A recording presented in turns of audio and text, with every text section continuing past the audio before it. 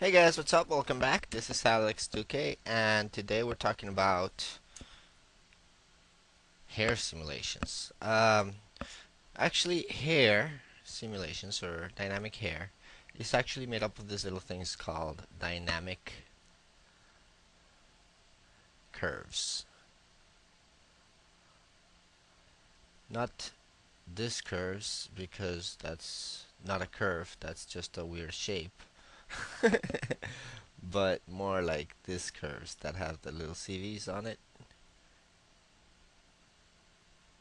And as you know, a curve has a starting point and an end point. So just draw out a simple curve here again. And we're gonna.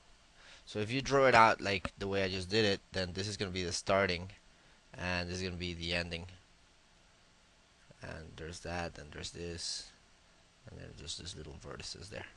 So this is the direction of the curve. That's important to know your direction for the curves. And whenever you talk about dynamic curves, which again is the foundation for hair, keep in mind that you're always going to have like a base curve, an original, oh my god, or yeah. And the moment that you turn that dynamic, Maya makes a duplicate of that curve, and that's a dynamic curve. So keep that in mind. Okay, so what happens is that this dynamic curve, the properties of it are all based off this original curve. So that has a lot to do with the behavior, and you can, if you understand architecture, you can do cooler things. So you can access that by going into the dynamics, and you'll see hair. All right. So usually, you go and create hair, but we're actually not gonna do that. So you understand the foundation of this. What we're gonna do here is I'm just gonna go ahead into my curves, and I'm just gonna make up a little curve like so. And there you go. See, that's the starting point, followed by that U, and then the end, which is all the way over there. How do you make this curve dynamic? I'm going to just call this original, and you make it dynamic by going into hair, make selected curves dynamic. I'm just going to go into here and reset settings. So what that did was, as you can see, here's the original curve. It added a follicle and a hair system, and it also made an output curve, which is the dynamic curve. See, this one's called curve 1. We had an original that we named original, but he made a duplicate, which is that curve 1. So right now, if I press play, let's just go ahead and, yep, what you can see there is having a seizure. And as you can see, this is the original curve right there, and this is the dynamic curve having that seizure there. And the reason why it's having that seizure, it's a couple of things. First, because my CVs are not very well spaced. And second, it's actually got some settings. And right now the settings are telling the curve to do what's called point lock. And it's locking the curve at the base and at the end.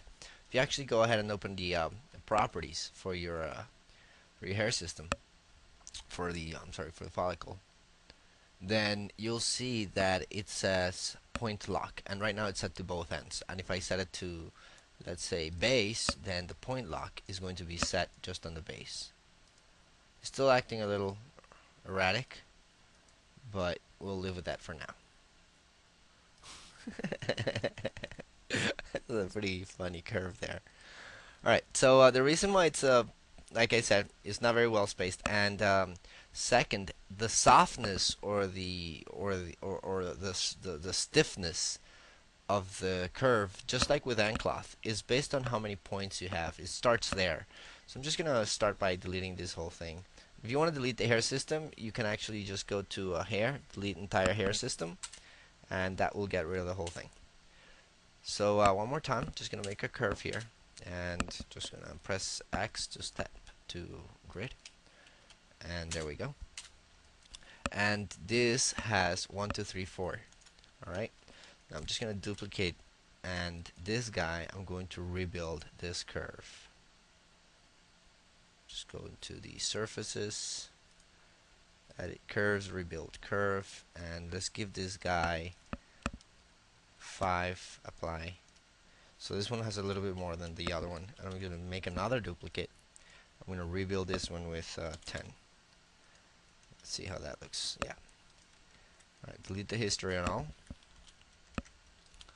and center their pivots.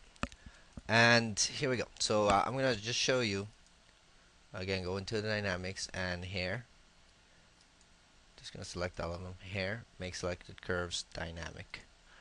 And what it did again was it made one hair system and a follicle for each original curve, and the duplicates, which are the dynamic curves. So I'm just going to come here to the attributes of the follicles, and I'm going to change their point lock to base, so they all have the point lock at the base. And as you can see, this first one is more stiff, the second one is less stiff, and the last one is even less stiff. And if you want to play this, you can actually, I'm just going to go ahead and select the original curves and come into the under the dynamics, interactive playback. Just going to move these guys around so you can see the stiffness of the different curves until my computer crashes. One more time. Interactive playback. So you can see that the one that has more points is less stiff by default. Keep that in mind. This is by default.